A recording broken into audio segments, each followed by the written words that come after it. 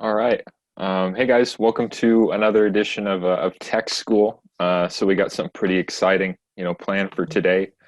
For those of you who are watching this kind of recorded on YouTube, be sure to, give us a like, throw us a comment in there, subscribe, things like that, because the more kind of engagement we get, the more people this reaches. And so, we're in the business of helping people. So we want to, help as many people as we can with some of this info. So yeah, but today we have Izzy La Rue. He's a student at University of Oregon and a pretty well-known podcaster around there. Has an awesome sports podcast, and I'm sure he'll tell us more about that here in a minute. Hey Izzy, how you doing? Good, how are you? Good. Thanks for having me on. Yeah, for sure. So we're gonna do a little bit of for those watching, we're gonna do a little bit of a kind of like a fireside chat. So I have some kind of questions for Izzy. We'll talk about kind of his story, get kind of a, um, allow him to kind of answer some questions and tell a little about himself, and then we'll open up for questions at the end for everyone here. And I know Curling has a few he's dying to ask too, so so we'll have a few. So kind of off the bat, Izzy, kind of wanted to give you a chance to introduce yourself and kind of tell your story, how you got into podcasting and all that fun stuff. So I'll just open the floor to you. Yeah, so I'm a journalism major at the University of Oregon, and I'm in a club slash class called Duck TV, and we cover all kinds of like sports games and other events going on at Oregon. And so once the coronavirus hit this year and forced all the schools across the country to cancel classes and move back home or just stay at your people's apartments. Everything, like all the sports games were canceled and everything, so I had really nothing to do besides my online schoolwork. And I think it was like a couple weeks into the term, and I was thinking like, man, I'm literally doing nothing right now. Like this sucks. I'm just watching TV. It's boring.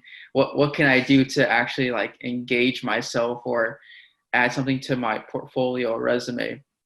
So I just randomly, I don't know how, I thought like, well, I can just do a sports podcast, and I can do it with two of my best friends. We've been friends since second grade, and we've always argue about sports topics, and people have told us, hey, you guys can make this into a show. So I was like, might as well just do it now. Better time than any right now. Like we're doing nothing. So we started that in, I want to say April or maybe end of March.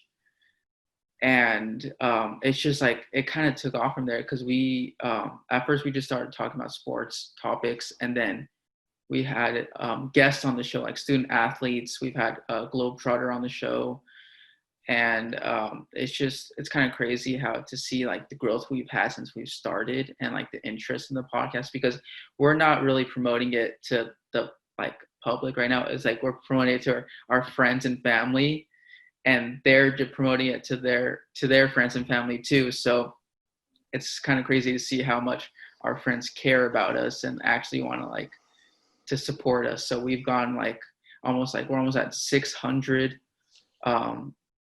downloads so far in like the first two and a half months. So I didn't expect that at all from just promoting the podcast to my friends. So I'm pretty excited to see where it takes me. That's pretty cool. So you chose sports just because you guys were interested in sports and kind of, sports nuts to begin with, or? Yeah, no, we've always like taught, we play sports all throughout our childhood. Video games for sports, video games too. All of our heated discussions were about sports and like players and teams.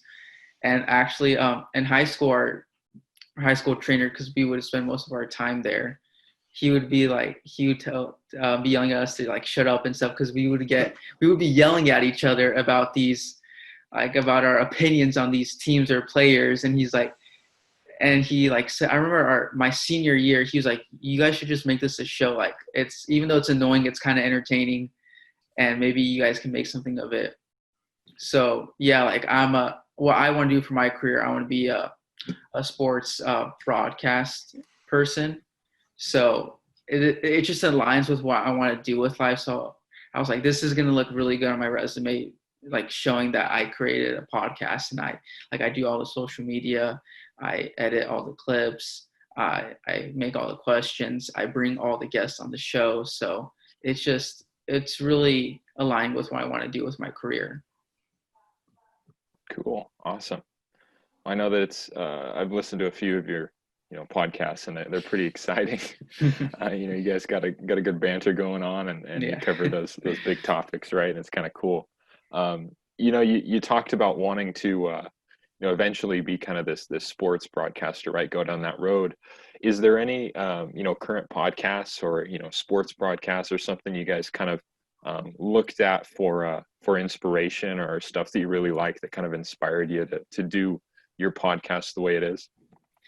Actually, we didn't really look at any sports podcasts. We looked at just like podcasts in general. Like my friend Harold, he brought up the Breakfast Club, and that's like a hip hop type of podcast where they bring in rappers or people in that area. And like it's because I didn't really watch it. Like I've seen the memes about the show because I don't know why, but there's a lot of memes about the show, so I've seen that. And once I started listening to it, I was like, this is kind of like how we're going to be doing our podcast, because it's like three of us has co-hosts, and then we bring on guests on the show, and we just talk to them about topics that we want to talk about or topics about them, and we just ask questions based off of what they say. And also my uncle, he told me about because I've heard about the Joe Rogan Experience, but I never really listened to it. And he told me about that, and it's kind of interesting because it's just him by himself, and he brings in guests, and it's kind of like I see it as like an interview, because like as a journalism major, like all these like podcasts to me, they're like these big long interviews about stuff that's actually interesting, not just covering events or anything. So I just like listening to the Joe Rogan Experience and the Breakfast Club. It really gave us inspiration to do what we're doing now. That's awesome. Yeah, I know Joe Rogan's a pretty popular podcast, especially now he got his new deal with Spotify. Yeah. Now I know you guys have, a pretty unique name for this podcast, right? You want to, what's the Scuttlebutt? You want to tell us a little bit about how you guys came up with that name, or what kind of inspired you to use that, right? So because I brought up the idea to the podcast to them, and they're like, you come up with the name, like we're fine with whatever you come up with. And I was just thinking in my head, like, what's a catchy name, like, or something that will make people remember the name. And I remember, I don't know, because I'm a big fan of the show called The Office, and I don't know why, but for some reason when I was trying to think up names, this one episode came to my mind about Dwight Schrute, and he said he brought like this water cooler by his desk so that he could hear the office gossip and everything. And he was like, when the guys came to by his desk, and you're like, Dwight, why is this here? Like, what's the water cooler doing over here? It's usually over there. And he's like, oh, I don't know, guys. They moved it. But anyways, what's the scuttlebutt?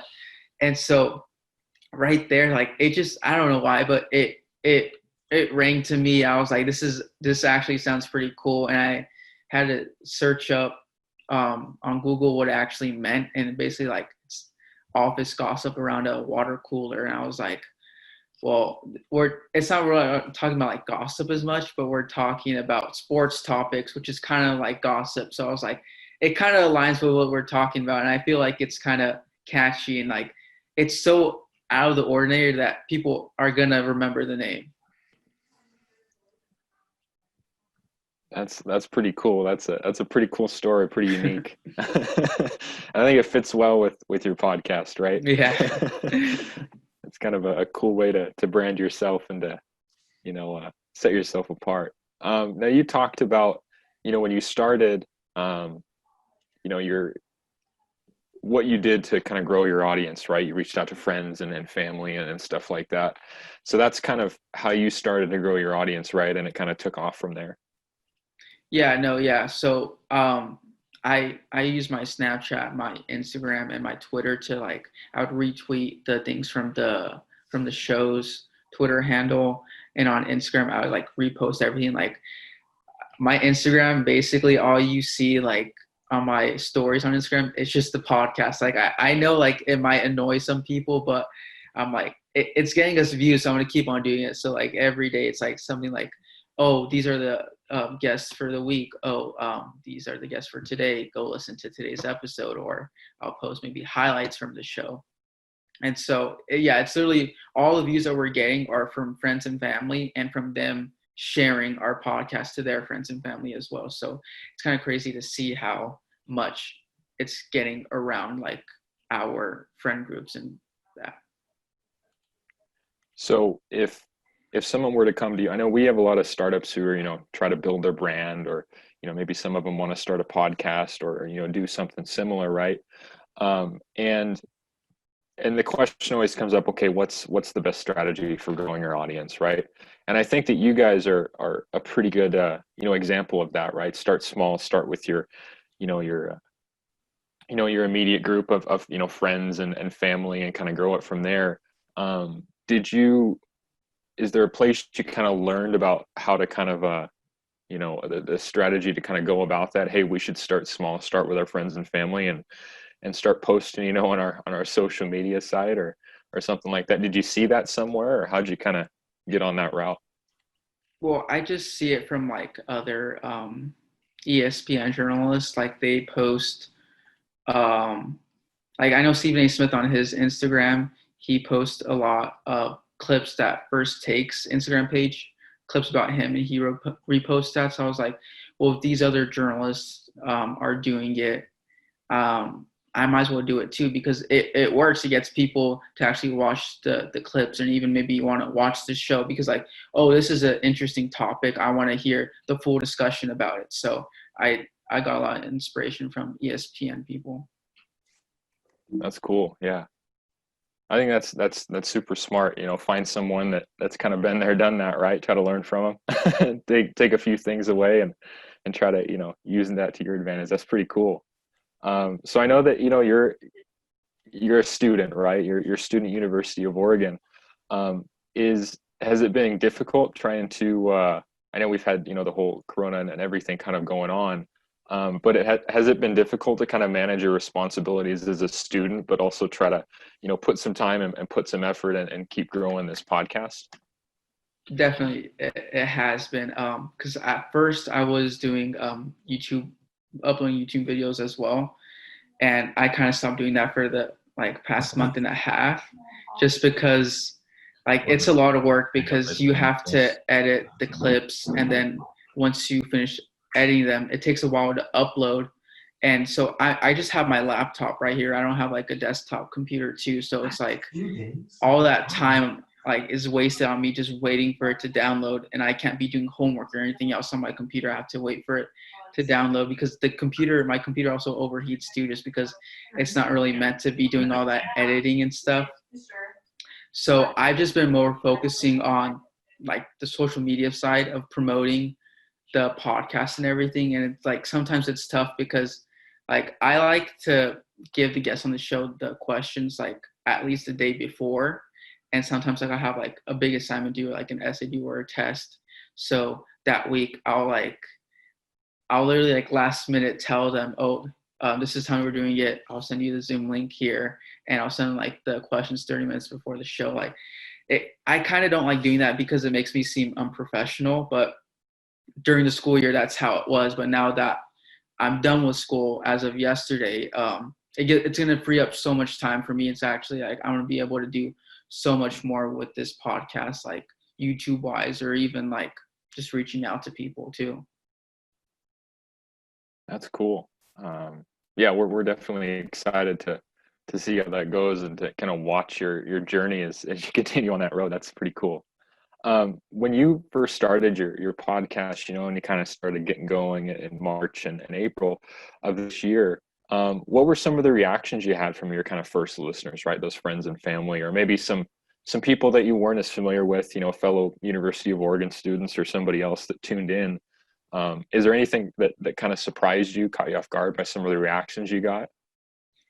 Yeah, actually, like a lot of people were supportive at first. They're like, "Oh wow, like this is really good. Like I liked it. Like You guys are like, it's just like, I remember one of my friends from, she's a soccer player for Marquette now. We had her on the show, and she was telling me before she went on the show, was like, it's just like listening to how you guys were in the training room. Like, it's crazy. Like, you guys just made that into a podcast. So I like the amount of support we've gotten from our friends and family. It's insane. We didn't expect this at all. We just thought, let's just do this and let's see what happens.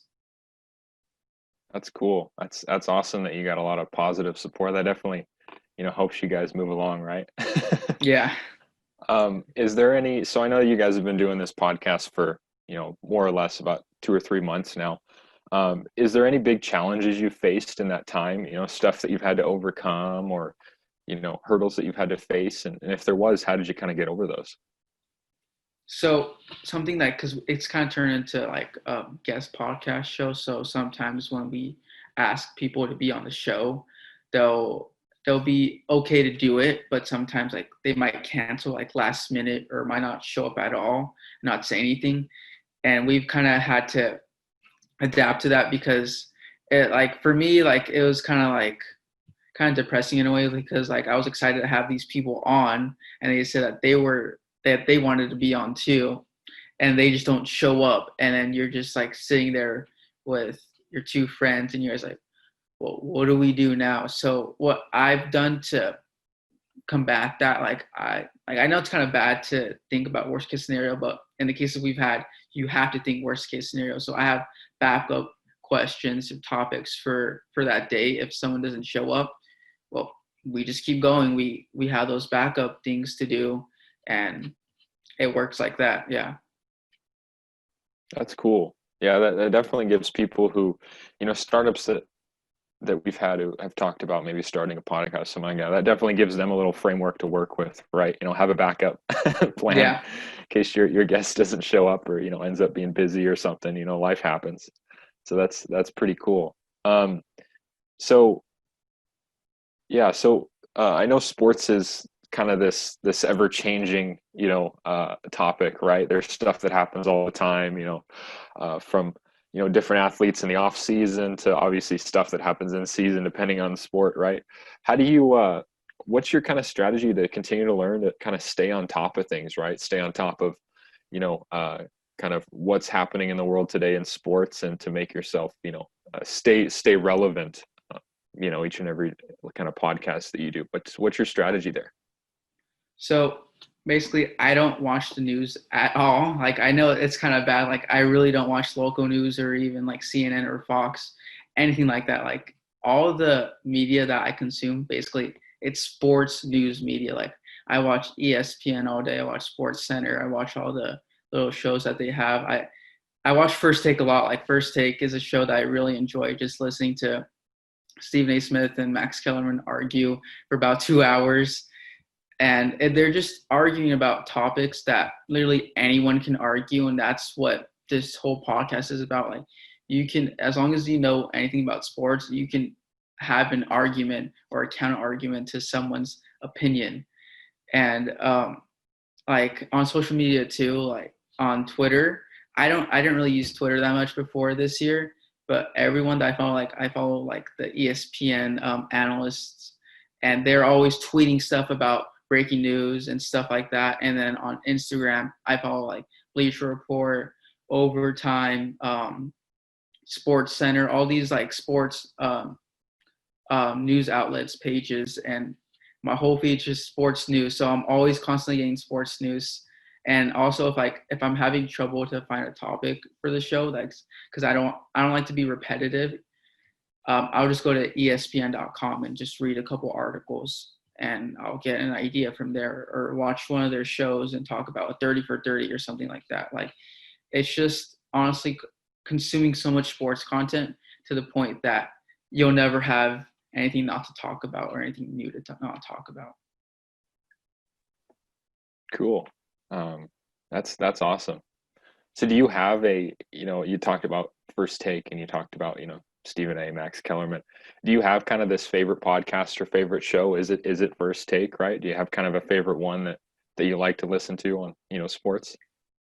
Yeah, it was originally the Stephen A. Smith podcast, but he left from that just because he's so busy. So I don't listen to that anymore. But that podcast was so funny because he would have call-in people, and people would try to call in just to mess with him. And I remember this one time, Shaquille O'Neal went on, and he like disguised his voice as like a cowboy person. He's like, "I know where you live. I know where you live, Stephen A. Smith. You remember me talking about the Cowboys like that?" And Stephen Smith was like, "What? Who is this?" And he said, "Shaq, is that you?" And then Shaq started laughing. So it's like that show was one of the purest forms of Stephen A. Smith I've ever seen. And once he like stopped doing that, obviously I started watching First Take a lot more. And First Take, like they have like they always like even if they repeat a subject, they'll have new things to say because they'll bring different people on the show. So they'll bring someone that they know has like certain opinions on certain topics, and they'll bring them just to argue with Stephen A. Smith. And so that's what I do sometimes too. Like I'll bring some friends on where I know they have some outlandish opinions, or I might have an outlandish opinion and they'll have like a solid one, and we'll try to like dismantle each other's opinions, and it's just kind of fun to do that. That's awesome. That sounds pretty fun, trying to emulate that banter. And, I know Stephen A. Smith's a pretty animated guy, right? Yeah. That's pretty cool. So when you kind of first got on your podcast and, you and your friends started this, I know when I was, in college, there was, a time when I had a lot of trouble with public speaking and stuff like that. Was there any trouble with you and your friends trying to, put yourself out there? I know it's one thing to speak on a podcast, a whole nother. You talked about the YouTube thing, right? Getting in front of a camera or, in front of people or whatever.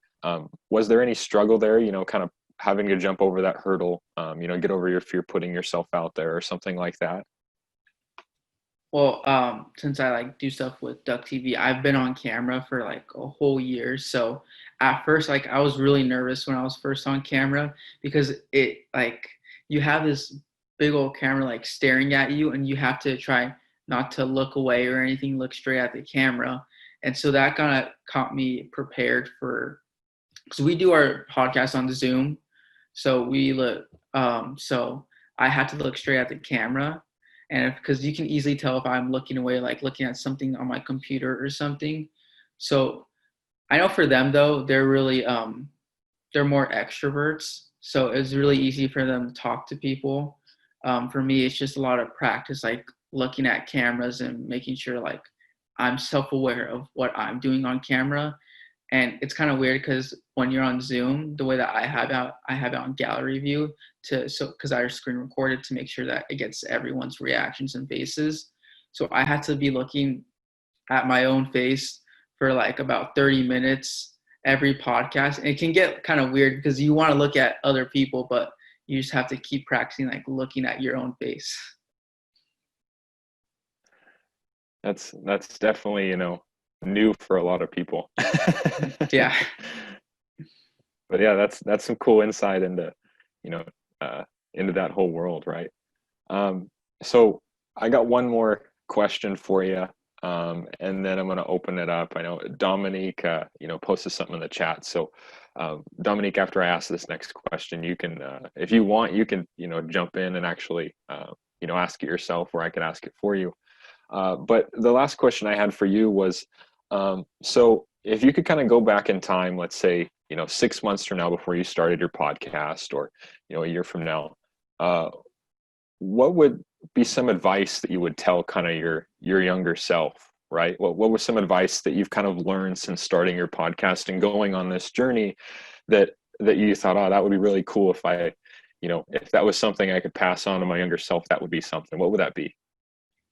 So honestly, it's just confidence, because I had to throughout it, like reaching out to people. It's kind of like scary because you're DMing people who have like all these followers and stuff, and like they're like important people, and you're like, oh, can you be on the show that I just started? Like I know like no one's heard of it at all, but could you be on and help me kind of like promote my show and make it more solidified?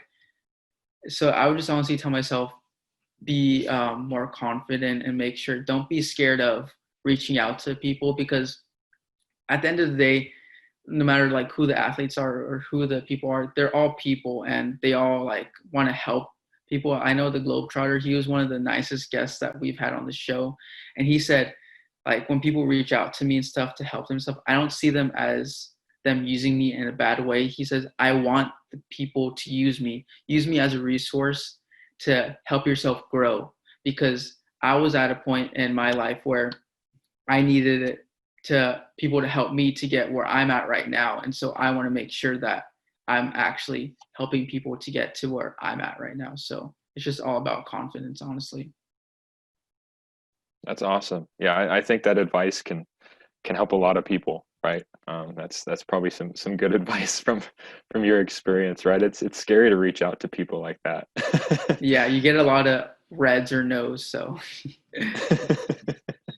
Yeah, and then you gotta, make sure those don't discourage you too much, right? Don't stop you from exactly, asking the yeah. next person. Now, I know Dominique asked a question a few minutes ago in the chat. Dominique, did you want to ask it, here and now? I know you're on the call. So you're Yeah, welcome to do that. yeah. Dominic said it, he's in a loud area, so just if you can pose the question to Izzy. Okay, sure. Yeah, I'll just ask it. He did post in the chat. So, Izzy, the question from Dominique was, of all the ways that you've tried to outsource new listeners, you kind of talked a little bit about that before. What's works best for you, down in doing that? Honestly, when I was doing the YouTube videos, that like I was seeing random people like commenting, "Oh, good topics" and stuff like that, and I was surprised because I was just put on YouTube. I wouldn't like promote it or anything on like I don't run any Facebook ads or Instagram ads or anything like that. Like everything that I do, I just post on my own social media, and my friends have the option to either listen to it or just to keep swiping away and be like, oh, it's just another episode or whatever from Izzy. So it's honestly like everything, like all the views and stuff are from family and friends. So I really appreciate their help in that. That's awesome. That's cool. Curling, I know you had a few questions you wanted to ask, so I know you're on the call, so I'll just let you have the floor. No, that's good. It was a good discussion. Based on that, about your reach, in some ways, Izzy, have you thought about if you're in some sense of the world, use different tactics for reach, maybe doing ads or you know any other ways of doing some sort of reach other than just the organic reach, which I think with most of our startups, we do tell them to have this kind of organic reach first. But I was just curious. Yeah, no, I've thought about doing Facebook ads because I know they're really effective. And because I've like made some before, and it's really interesting how you can target a specific audience. So, but I want to start doing the ads once I start making money off of this podcast, because right now it's just I'm putting a lot of money into it. And so once I see like actual monetary growth, that's when I'm gonna start doing ads. And that all comes in with YouTube, because YouTube, I've seen it before. You can honestly grow that from the bottom up. YouTube is one of the easiest places to get money from just producing content that you enjoy doing. So that's something that I'm really gonna start doing. That's great. One piece I have, and I guess you did mention it before, but there was a couple of startups that just started with Twitter, and they worked on just pretty much engaging with the audience on Twitter. They were history buffs, not sports buffs. They really love history, so they would interact with history. They found out a lot of people on Twitter love history and politics. I know you start off with Instagram. Is that the best? I guess in some ways you did some research, like, wow, there's a lot of people on sports or like to hear about sports, or why did you choose Instagram or Snap first? It's kind of like more like it's kind of I'm talking about market research, Izzy. Yeah. Like, how did you decide to pick that platform initially, or because you were already on it? I was just curious. Well, honestly, for Instagram, just because I have a lot more followers on Instagram than I do on Twitter. So to me, it just made sense to focus a lot more on Instagram. And honestly, it's a lot easier to post content and share it and repost everything. Because Twitter, that's already the epicenter of sports news right there. Yeah. Yeah. So like I've posted like retweeted stuff right there. But yeah, like once like Twitter, if you can learn how to work Twitter and actually like have people retweet your stuff, you start getting a lot of likes and stuff. So yeah, Twitter is this place for sports news. Yeah, that was all. That was my initial thought. So I used to just get sports scores from Twitter. I was streaming, but Yeah. it became that. I don't know how that when that pivotal moment happened. The other question I had for you too is I know there's a cost to this. Even for each startup, it's like this cost. We always try to be this kind of lean startup. You're kind of like this lean podcast, right? Yeah. When you start off, did you put more money into the equipment and sound because that was most important, or where did you put most of your cost at for your startup? So all the equipment that I have, because I have like a ring light, I have this mic, the mic stand, and these headphones. It was like $100. I went on Amazon, tried to find the cheapest, most stuff that would actually work. And for the podcast itself, because I use a hosting platform called Buzzsprout, it's like $20 a month for the fee to use it. So yeah, it's $20 every month to post my podcast on there and have them put it on iTunes or Spotify or whatever else. So yeah, this equipment was $100. It wasn't too bad because I've seen like a lot of other podcasts equipment that costs a lot more. So I just bargain hunted on Amazon basically. That's good. Now we're on tech school, so I know you just mentioned one tech thing. Buzzsprout was one, right? Any other things you use on the tech side to get things going? Like what do you do for editing and stuff like that? Yeah, so I use Zoom to record the podcast and to invite guests on the show. And then because it was actually really easy because Zoom, you can record your stuff. And then once you end the meeting, it creates files for you. So it creates a movie file and an audio file. So with that audio file, I put it into Buzzsprout. They process the episode, and I just have to put in the details, and they upload it to iTunes and Spotify. And then with the movie file, what I was doing was making like Instagram, Twitter clips or YouTube clips. I use Premiere Pro. And just because I was using that in college, because iMovie, every Apple product comes with iMovie, but I just feel like it's kind of subpar compared to Premiere Pro, just based on like all the different editing tools that you can do and just make your videos look better. So I use that. I love Premiere Pro because you can literally do anything on there editing wise. You can make your if you forget to white balance a photo or a video, they have white balance option on there. So they have everything on there. That's great. We just had a session with some of the startups too. And in a couple of minutes, we're going to hear from one of the startups, Sunny from Black Logic. And we were talking about making logos and using Illustrator and Photoshop or stuff like that. What do you use for things like that, making graphics and stuff? So for my podcast logo, I did it on Google Drawings because in high school I used that a lot. And it's actually like really easy to use. Like if you don't want to have like Illustrator or pay for Photoshop, you can just have a Google account, go to Google Drawings. You can easily make any type of graphic or anything, any logo, poster, anything. And yeah, that's what I use right now. I'm probably going to replace it soon because my friend, he's in graphic design school. So he said, I can make a new logo for you. So he's going to use his resources for that. Oh, that's great. That's good. Good. Well, those are some of my tech questions have been good. I know we have like Professor Clark on here and some other, Professor Clark, you have any questions for Izzy? No, I don't have any questions right now. I mean, it takes a lot of work, so it's pretty exciting to see and hear what you're trying to accomplish and things you've already been able to accomplish. So good job. Thank you. Oh yeah, it's a good job. Steven, any other questions you have for Izzy? And then we're gonna have a little city highlight with Sunny from Black Logics after that. But I'll let you And thank you, offhand, Izzy, for all the knowledge. It's been great. But Stephen, any last questions?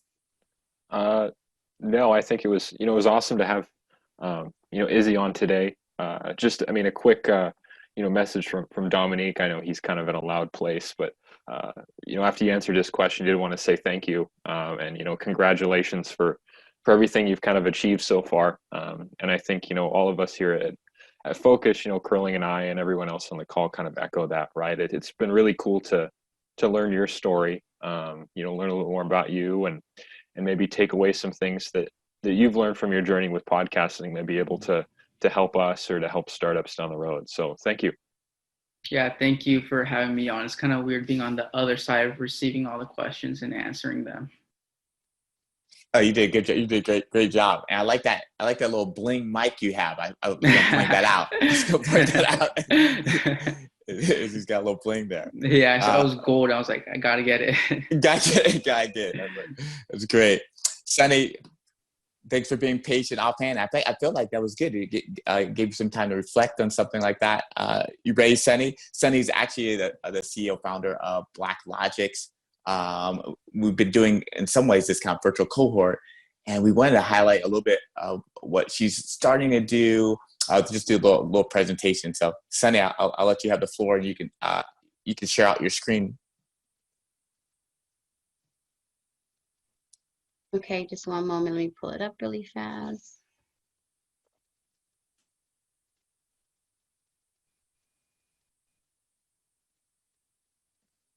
Can you see my screen? Oh, it just popped up and then popped back down. Try it one more time. Okay, let me go back. How about now? Now we can see it. Okay, good. Okay. Let me just make this a little bit bigger. Hold on one second. There we go. Got it. Looks good. All right. Hold on. Okay, so basically this is Black Logic. Black Logic is the tech way of landscape design. So I can do my go. Okay, so currently every 1 in 5 architects are overworked due to small budgets, short time frames, and product specifications are way too complex. And this is a huge problem, especially for if the product is out of state or out of the country. So with going with Black Logics, we offer real-time product design with drag and drop tools on site and product details, which include the manufacturer's location, so the architect can find where the product is if it's whatever specified, and it provides price so that it saves time and they can manage their budget properly. And it just gives the time to opportunity to utilize their time and save money. And that's basically what Black Logic is. Oh, wow. Thanks, Sunny. And that was really, I like how concise that was. That was pretty solid. I know we're gonna highlight you more, you and Brianna and Chris more in the future, but thanks for presenting today. Thank you. All right. And thank you, Izzy, for being around to, share your experience. It was a lot of information that I was able to get from it, and how you were able to grow from being at home. Trust me, I'm a student too. This fall is my last semester, so it's just like I'm an extrovert, so like when the virus started and we had to be confined to our homes, it was really stressful, because it's like, I'm the type of person that needs to be in the atmosphere around students and that motivation from other people who have similar goals as me. So like, yeah, I'm glad that you actually utilized your time, and anyone else who's actually utilizing their time to be productive and make their dreams reality despite current circumstances. Yeah, thank you. I'm just glad that you guys were able to have me on, and I was able to give you guys some insights on podcasts or my world of communications and all that. Yes, it's so important. Yeah, the storytelling part, even during these times, like the storytelling, be concise on your opinion. So that's great. I always let Sam, Professor Clark, you want to talk anything with Innovation Hub? I know that's where the cohort's at, and we're Fokcus, we've been trying to support that. But anything, Professor Clark, on Innovation Hub or what you're going to do, what you're doing Yeah, currently? sure. I'd love to share briefly with the group here, Sunny, and everybody who's from CSUSM. We're launching our Summer Innovation Challenge. And I know it might be slightly a distraction from what you're doing, but you can use some of the principles you're learning in tech school and other places. We're doing a Summer Innovation Challenge to support K through 12 schools, specifically looking at problems that they'll face as they return to the classrooms in the fall. And you can go to the Innovation Hub website, CSUSM Innovation Hub website, look at the challenge guide, and you submit a short 2 to 3 page document highlighting a problem, a solution, and kind of how you would make that possible. So things we talk about all the time in entrepreneurship and in this course. And compete for cash. So anyway, take a look at it. And again, just search CSUSM Innovation Hub. You'll find the 2020 Summer Innovation Challenge and all the details there. So thanks, Caroline, for letting me share that. Yeah, that's great. That's great. All right. Steve, I'll let you close this out. Okay, sure. So thank you everyone who was able to jump on today. Thanks Izzy for, taking time out of your busy schedule with your podcast and, finals and everything else, right? to jump on and to, hopefully help some people out today. So thank you for that. And then thank you for everyone else who's able to jump on, Sunny, Sam, Dominique, ask questions. So if for those of you who are watching this recording, feel free to if you liked the content today, feel free to give it a like, or if you have a question, it's something that we could always forward off to Izzy, or if we can't answer it, but feel free to leave a comment or anything like that. And then if you want to be notified when we post our next video or have our next tech school, hit that subscribe button. So but that's it. Thank you guys. All right, take care.